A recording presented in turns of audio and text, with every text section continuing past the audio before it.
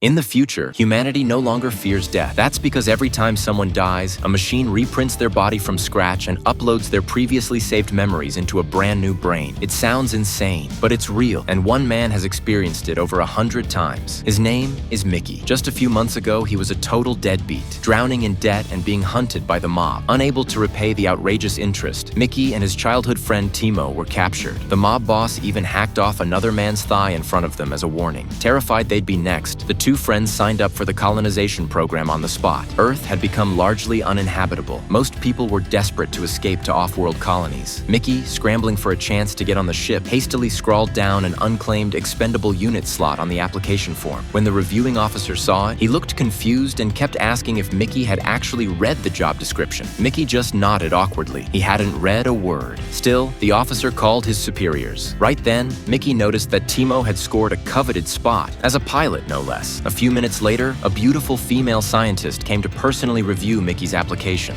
You read through the paperwork? Yes.